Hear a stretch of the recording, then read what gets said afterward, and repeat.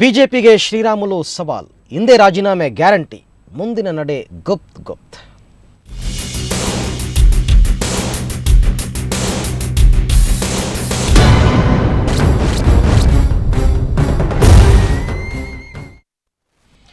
ಸಚಿವ ಸ್ಥಾನ ಕೊಡದ ಹಿನ್ನೆಲೆಯಲ್ಲಿ ಶ್ರೀರಾಮುಲು ತಮ್ಮ ಶಾಸಕ ಸ್ಥಾನಕ್ಕೆ ಗುಡ್ ಬೈ ಹೇಳ್ತಾ ಇದ್ದಾರೆ. ಇವತ್ತು ಬೆಂಗಳೂರಿನಲ್ಲಿ ಮಹತ್ವದ ಸುದ್ದಿಗೋಷ್ಠಿ ನಡೆಸಲಿರುವ ಅವರು ತಮ್ಮ ರಾಜೀನಾಮೆಯನ್ನು ಪ್ರಕಟಿಸಲಿದ್ದಾರೆ. ಬಳಿಕ ಕೊಡಗಿಗೆ ತೆರಳಿ ಸ್ಪೀಕರ್ ಬೋಪಯ್ಯ ಅವರಿಗೆ ರಾಜೀನಾಮೆ ಪತ್ರ ನೀಡಲಿದ್ದಾರೆ. ಶ್ರೀರಾಮುಲು ಅವರ ಮುಂದಿನ ನಡೆ ಏನು ಎಂಬುದು ರಾಜಕೀಯ ವಲಯದಲ್ಲಿ ತೀವ್ರ ಕುತೂಹಲ ಮೂಡಿಸಿದೆ.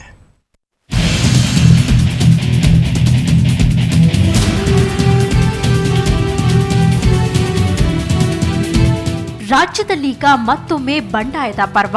ಸಚಿವ ಸ್ಥಾನ ಸಿಗದ ಹಿನ್ನೆಲೆಯಲ್ಲಿ ಬಂಡಾಯವೆದ್ದಿರೋ ಶ್ರೀರಾಮುಲು ಇಂದು ರಾಜೀನಾಮೆ ಕೊಡುವುದು ಖಚಿತ. ಬೆಂಗಳೂರಿನ ಅಶೋಕ ಹೋಟೆಲ್ನಲ್ಲಿ ಇಂದು ಬೆಳಗ್ಗೆ 11 ಗಂಟೆಗೆ ಮಹತ್ವದ ಸುದ್ದಿಗೋಷ್ಠಿ ನಡೆಸಲಿರೋ ಶ್ರೀರಾಮುಲು ತಮ್ಮ ರಾಜೀನಾಮೆ ನಿರ್ಧಾರವನ್ನು ಪ್ರಕಟಿಸಲಿದ್ದಾರೆ.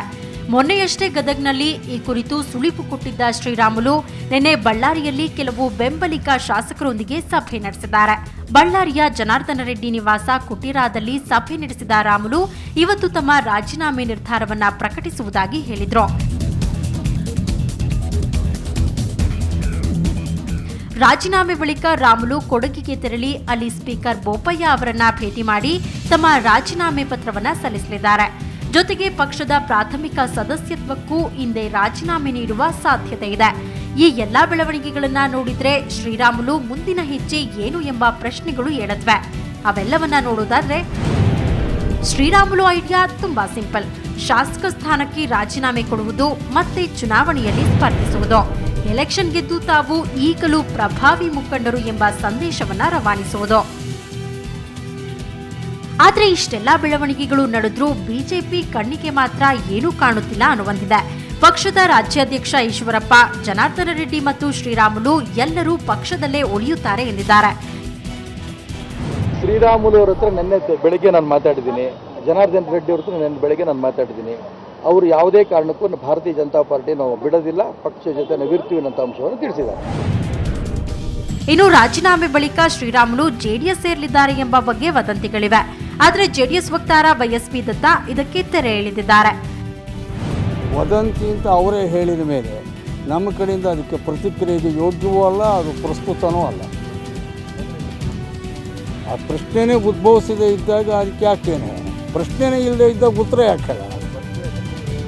ನಾನು ಹೇಳಿದ್ರೆ ಆ ಪ್ರಶ್ನೆನೇ ಇಲ್ಲವಲ್ಲ. ಆದರೆ ಶ್ರೀರಾಮುಲು ನಡೆಯ ನಿಗೂಢ ರಹಸ್ಯ ಇವತ್ತು ಅಧಿಕೃತವಾಗಿ ಬಯಲಾಗುತ್ತೆ. ಒಂದ್ ವೇಳೆ ಜೆಡಿಎಸ್ ಸೇರಿ ಅವರು ಕೊಪ್ಪಳದಿಂದ ಅಭ್ಯರ್ಥಿಯಾಗಿ ಕಣಕ್ಕಿಳಿದ್ರೂ ಅಚ್ಚರಿ ಇಲ್ಲ ಎಂಬ ಮಾತುಗಳು ರಾಜಕೀಯ ವಲಯದಲ್ಲಿ ಕೇಳಿ ಬರ್ತಾ ಇವೆ. ಏನೇ ಆಗ್ಲಿ, ಅಸ್ತಿತ್ವಕ್ಕಾಗಿ ರೆಡ್ಡಿ ಬ್ರದರ್ಸ್ ಮತ್ತೊಮ್ಮೆ ರಾಮುಲು ಮುಂದಿಟ್ಕೊಂಡು ಆಟಕ್ಕೆ ಇಳಿದಿದ್ದಾರೆ.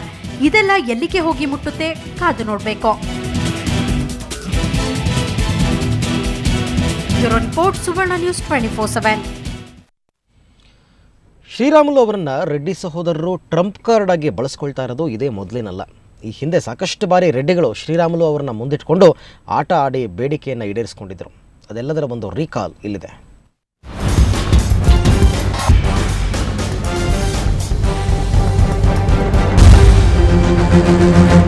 ಸದಾನಂದ ಗೌಡ್ರ ಸಂಪುಟ ಸೇರಲು ರೆಡ್ಡಿ ಸಹೋದರರು ನಡೆಸಿದ ಎಲ್ಲಾ ಮಾರ್ಗಗಳು ವಿಫಲವಾಗಿವೆ. ಹಾಗಾಗಿ ಕೊನೆಗೆ ಉಳಿತಿರೋ ಒಂದೇ ಮಾರ್ಗ ರಾಮುಲು ಎಂಬ ಬಂಡಾಯದ ಅಸ್ತ್ರ.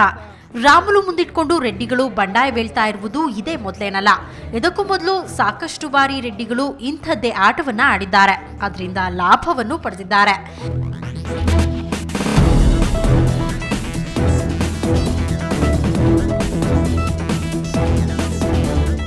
ಕಳೆದ 3 ವರ್ಷಗಳಲ್ಲಿ ಬಿಜೆಪಿಗೆ ಟಾಂಗ್ ಕೊಟ್ಟು ಬಂಡಾಯದ ಬಾವುಟ ಹಾರಿಸಿ ತಮ್ಮ ಬೇಡಿಕೆಗಳನ್ನ ಪಟ್ಟು ಬಿಡದೆ ಹಠವಾಗಿ ಈಡೇರಿಸಿಕೊಂಡಿದ್ದಾರೆ ಗಣಿಧಣಿಗಳು.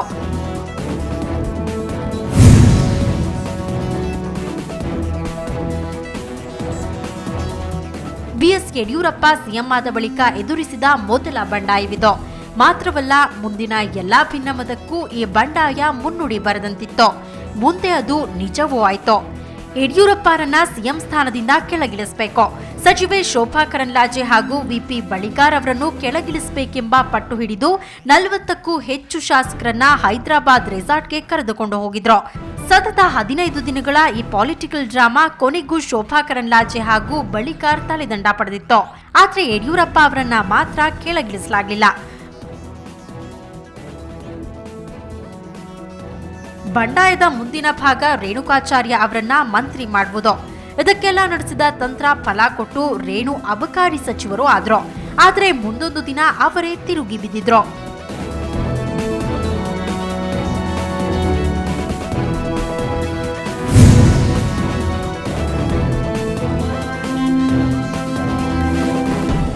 ಮುಂದೆ ಇನ್ನೊಂದು ಕದನ ಆರಂಭವಾಯಿತು. 16 ಶಾಸಕರ ಉಚ್ಚಾಟಿತ ಶಾಸಕರನ್ನು ಗೋವಾಕ್ಕೆ ಕರೆದೊಯ್ದಿದ್ರು.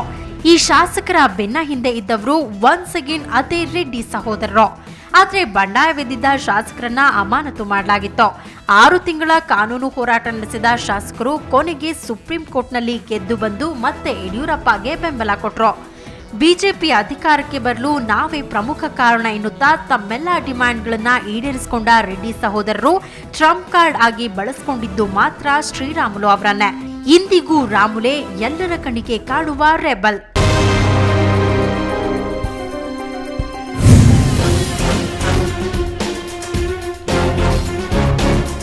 ಇಷ್ಟಕ್ಕೂ ರೆಡ್ಡಿಗಳು ಶ್ರೀರಾಮುಲು ಅವರನ್ನ ಮುಂದಿಟ್ಟು ರಾಜಕೀಯ ಮಾಡಲು ಪ್ರಮುಖ ಕಾರಣ ಶ್ರೀರಾಮುಲು ವಾಲ್ಮೀಕಿ ಸಮುದಾಯದ ಪ್ರಭಾವಿ ಮುಖಂಡ ಅಂತ.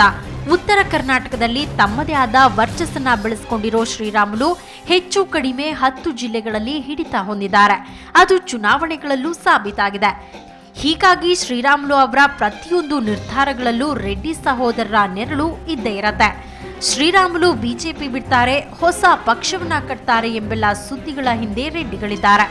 ಈ ಮೂಲಕ ಬಿಜೆಪಿಗೆ ಟಾಂಗ್ ಕೊಟ್ಟು ಮಂತ್ರಿಯಾಗಬೇಕೆನ್ನುವುದು ಇವರ ಹಂಬಲ. ಕಳೆದ 3 ವರ್ಷಗಳಿಂದಲೂ ಮಂತ್ರಿಯಾಗಿದ್ದೇವೆ, ಈಗ ಪವರ್ ಇಲ್ಲದೆ ಹೋದ್ರೆ ಹೇಗೆ, ಜನ ಮರ್ಯಾದೆ ಕೊಡ್ತಾರಾ ಅನ್ನೋ ಮಾತು ರೆಡ್ಡಿಗಳದ್ದು.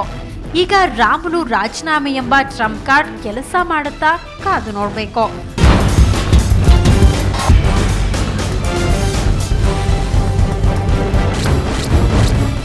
ವಿವೇಕ್ ಆರ್ಸಿ, ಸುವರ್ಣ ನ್ಯೂಸ್ 24/7.